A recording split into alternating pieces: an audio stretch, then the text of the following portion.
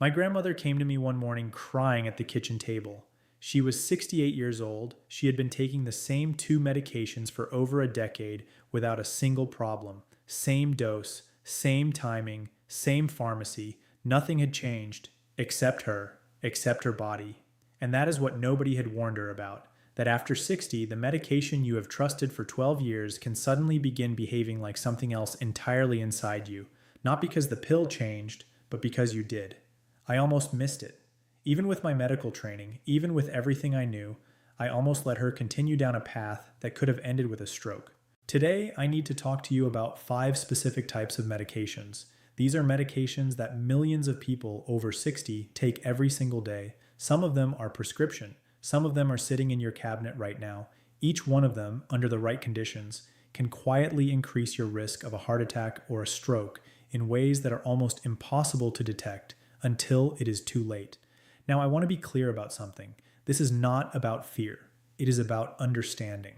Because right now, there is a shift happening inside your body that most doctors never have enough time to explain.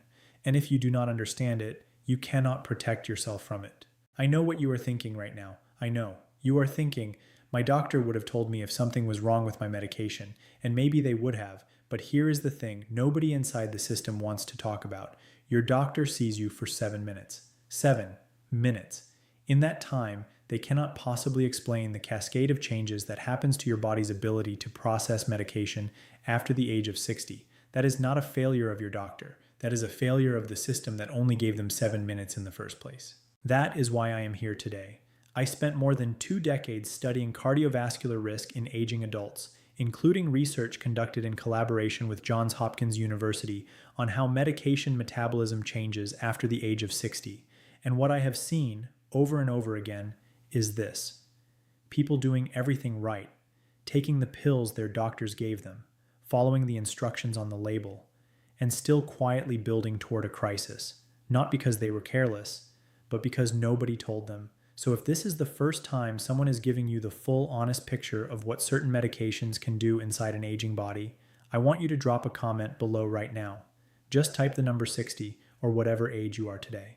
Because this community is built on people who deserve a better answer than a 7-minute appointment can offer. If you are new here, this is what I do every single week. I take a complex medical topic and I break it down until you actually understand what is happening inside your own body. If that sounds like what you have been looking for, hit subscribe. But only if it genuinely resonates. The information today is too important to be diluted by obligation. Now, before I walk you through each of the 5 medications, I need you to understand one foundational idea. Without this, nothing else will fully make sense. And this is the idea that most people are never taught. Your body at 60 is not simply an older version of your body at 40. It is a different biochemical environment entirely. And the single most important change is in how your liver and kidneys handle the substances you put into your body. Think of your liver as the quality control department inside a large factory. Every substance that enters your body comes through that department. It gets inspected, processed, broken down, and then cleared out. In your 40s, that department runs at full capacity. Workers moving fast, conveyor belts humming, nothing backs up. But by your late 60s, that same department has lost close to 40% of its processing speed. A study published in the Journal of Clinical Pharmacology found that the liver enzymes responsible for metabolizing most common medications decrease in activity by an average of 37% between age 40 and age 70. What does that actually mean for you? It means the medication designed to stay in your body for 8 hours may now be staying for 12. The drug calibrated for a younger metabolism is now effectively running at a higher concentration inside you, not because the dose on the label changed, because your ability to clear it did. And then there are your kidneys. Picture them as the filtration system in a swimming pool. They are responsible for pulling the byproducts of broken down drugs out of your bloodstream and removing them from your body. After 60, that filter loses efficiency. Kidney filtration rate declines by roughly 1% every year past age 35. So by your early 70s, you may be filtering at 65 to 70% of the capacity you had at 35.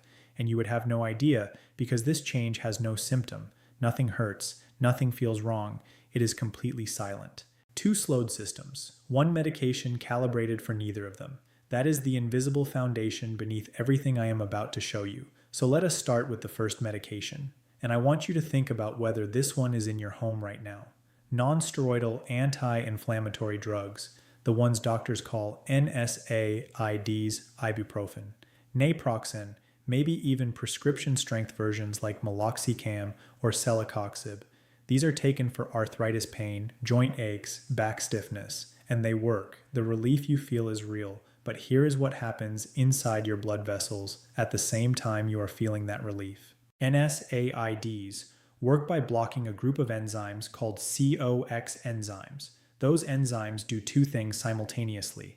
They generate the inflammatory compounds that cause pain, but they also produce protective compounds that keep the inner lining of your blood vessels relaxed and your arteries functioning smoothly. When you block those enzymes to stop the pain, you also remove that vascular protection. And in a body over 60, where arteries are already less elastic than they were 20 years ago, that removed protection has a measurable consequence. Blood pressure nudges upward, quietly, steadily, without any obvious symptom you would recognize in the moment. At the same time, NSAIDs signal the kidneys to hold on to sodium and water. Blood volume increases. More fluid is now pressing through a system with tighter walls. The heart works harder. And if you happen to be taking blood pressure medication, that NSAID may be quietly undermining what the other pill is trying to do at the same time in the same body without anyone realizing the conflict. A 2019 meta-analysis in the European Heart Journal examined over 300,000 patients and found that regular NSAID use was associated with a 21% increased risk of cardiovascular events in adults over 65. 21%. Not from something exotic, from ibuprofen, but do not worry, because once you know the real cause, the solution becomes clear, and it is something you can address at your next appointment. I will walk you through exactly how, but I need to show you the complete picture first. Because the second medication is even more deceptive, because it is not a painkiller. It is not something you naturally associate with your heart at all. Let me tell you about Sandra. She is 67 years old, retired postal worker from Virginia. 31 years of walking mail routes in every kind of weather.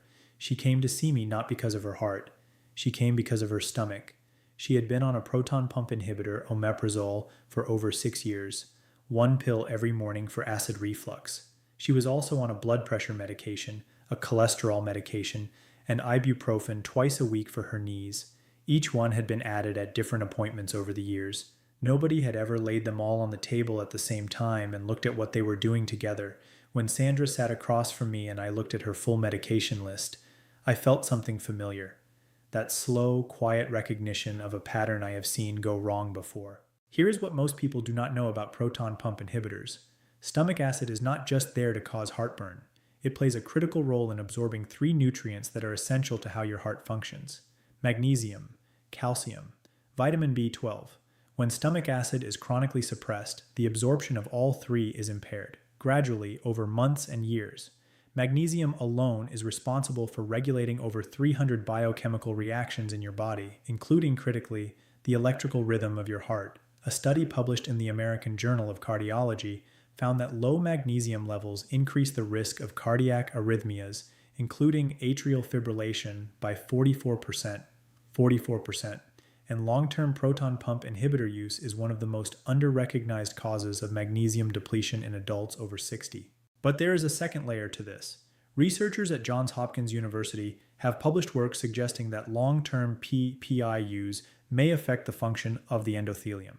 The endothelium is the paper-thin inner lining of your blood vessels. It controls how blood flows, it regulates clotting, it keeps your arteries from going into spasm. When that lining is not functioning properly, your risk of a cardiovascular event increases in ways that do not show up on a standard blood panel. Sandra had been losing magnesium for 6 years. Her endothelial function had been quietly declining. Her previous doctors had each seen one piece of the picture. Nobody had seen all of them at once.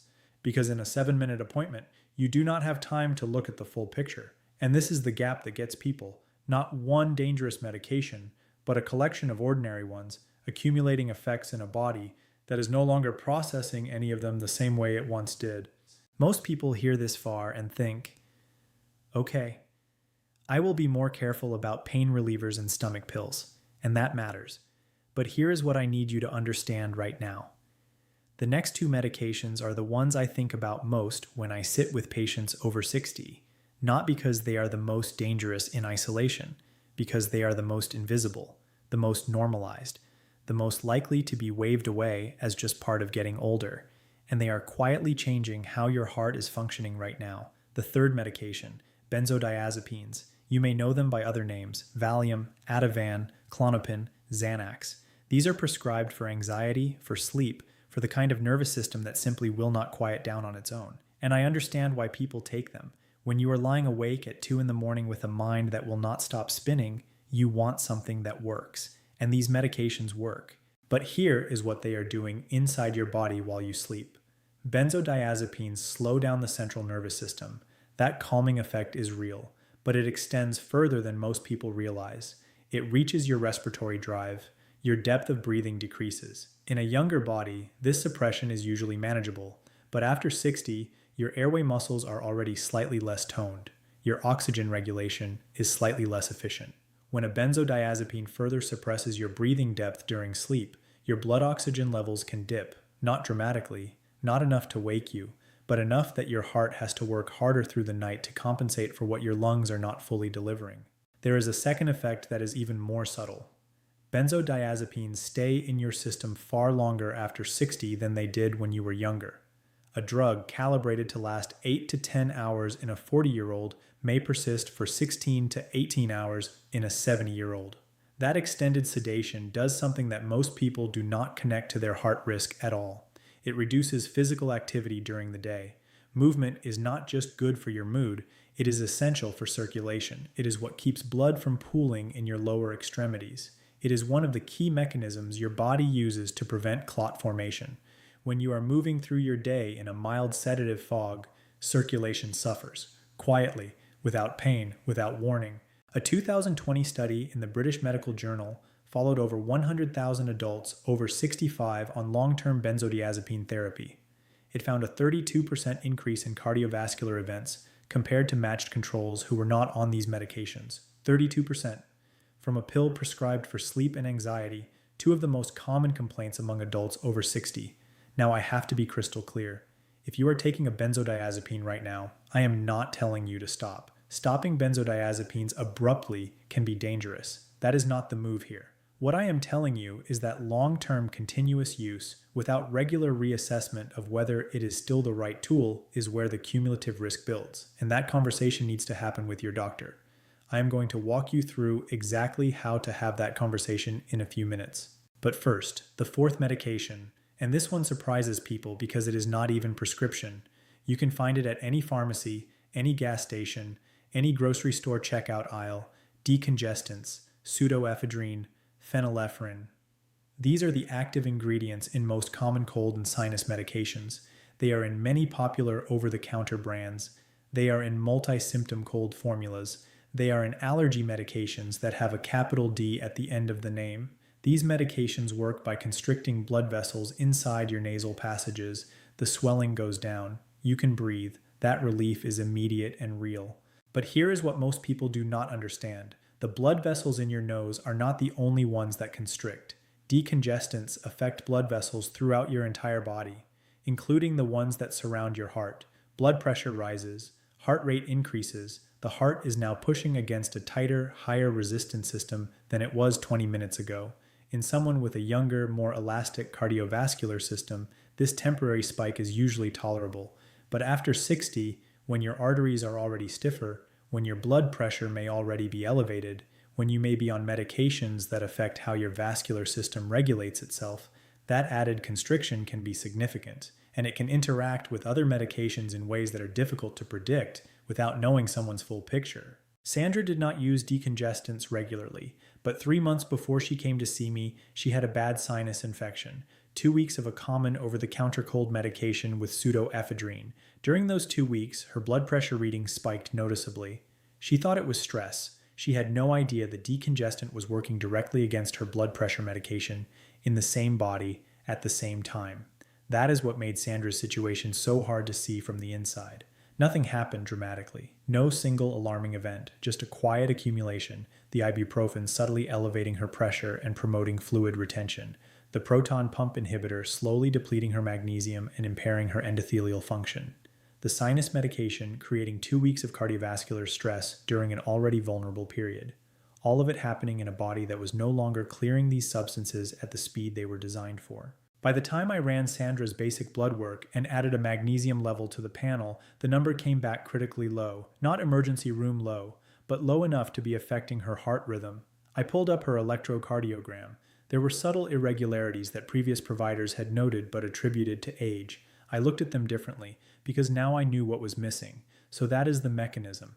Now let me show you what I did for Sandra, and more importantly, what you can do for yourself. Because knowing the biology is one thing, knowing how to act on it is everything. I made 3 immediate changes for Sandra. First, I switched her from oral ibuprofen to a topical anti-inflammatory gel applied directly to her knees. Topical NSAIDs deliver the drug locally with dramatically less systemic absorption. The vascular effect drops by close to 80%. Her knees got the same relief. Her blood vessels got a break. Second, I started her on magnesium glycinate at 320 milligrams taken 30 minutes before bed. Not magnesium oxide, which is poorly absorbed, glycinate, which is one of the most bioavailable forms and is also the most gentle on the digestive system. Within 2 weeks, her resting heart rate began to stabilize. Third, and most importantly, I coordinated a formal medication review with her primary care physician. Not a regular appointment where medications are briefly confirmed. A dedicated session where her doctor looked at every single item on her list and asked the question that had never been asked before: which of these does she actually still need? That conversation led to 2 additional adjustments. Her omeprazole was reduced to the minimum effective dose and scheduled for reassessment in 90 days, and the magnesium depletion she had developed over 6 years became part of her official medical record so that any future prescribing physician would see it. 6 weeks after those changes, I saw Sandra for a follow-up. Her blood pressure variability had dropped. Her morning energy had improved noticeably, and for the first time in over 3 years, her electrocardiogram showed a completely clean, normal rhythm. She called me after her next appointment with her primary doctor. She said, "I had no idea any of this was connected," and that, right there, is the sentence that drove me to make this video. She had no idea, because in 11 years of taking those medications, nobody had ever sat down and shown her the full picture. Now let us talk about the 5th medication, because this is the one that surprises people the most. Not because it is exotic, but because it is trusted, universally trusted. It is the pill that feels like a responsible choice. The one that has been recommended so widely for so long that questioning it feels almost strange. Low-dose aspirin, 81 milligrams taken daily, baby aspirin. For decades, this was widely recommended as a simple cardiovascular protective habit. 1 aspirin a day, a sensible precaution. Millions of people over 60 started this based on advice from their doctor, from health magazines, from well-meaning family members who had read the same thing. It became automatic, as routine as taking a vitamin. And for a specific subset of people, aspirin genuinely saves lives. If you have already had a heart attack, if you have had a stroke, if you have been diagnosed with confirmed coronary artery disease, aspirin as a secondary prevention tool has clear documented benefit. That is real. That is evidence-based. I am not challenging it.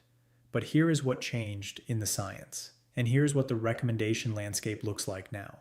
In 2018, 3 major clinical trials published simultaneously, including the landmark Aspirin trial, which followed nearly 20,000 adults over the age of 70, found something that contradicted decades of standard advice.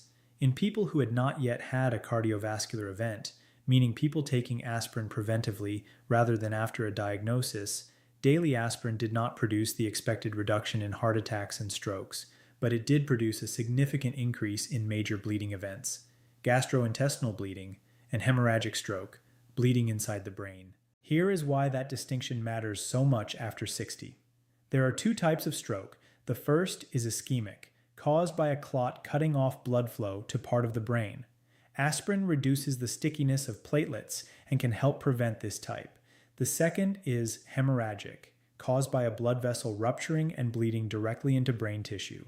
Aspirin increases the risk of this type, and after 60, as blood vessels become more fragile and the lining of the digestive tract becomes thinner and more sensitive, the scale begins to tip. For many people without an established cardiovascular event in their history, the bleeding risk now outweighs the clotting protection.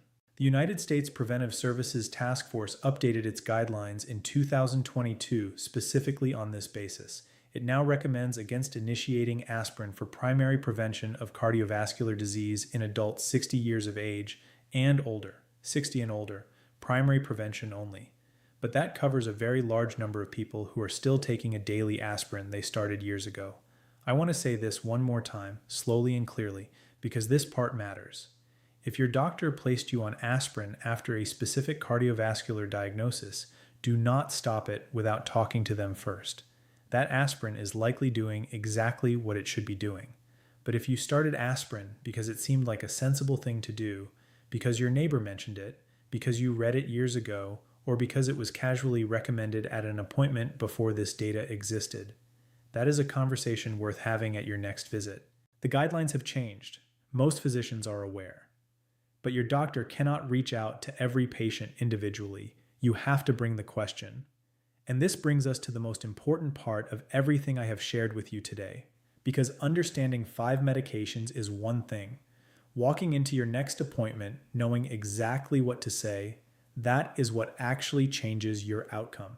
Now, I know you might have questions about how to apply this to your specific situation. That is exactly why I want you to do one thing before your next medical appointment.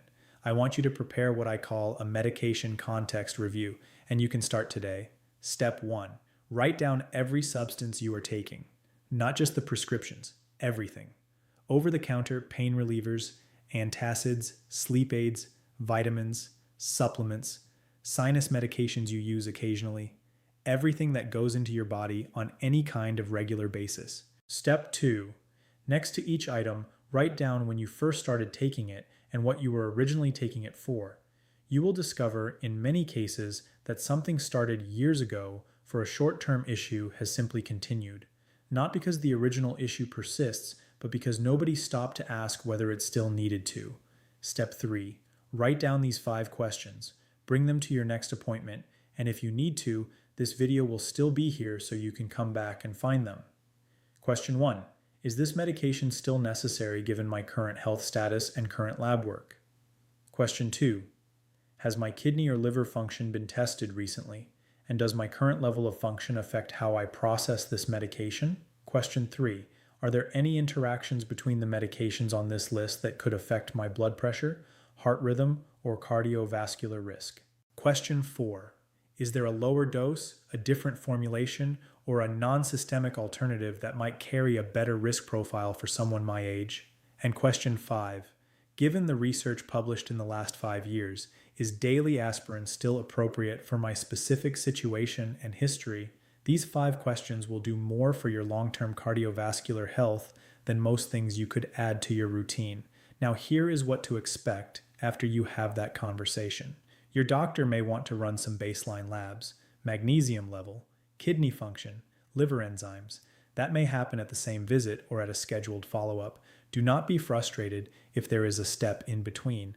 That is good medicine. You want your doctor to look at numbers before making changes to anything.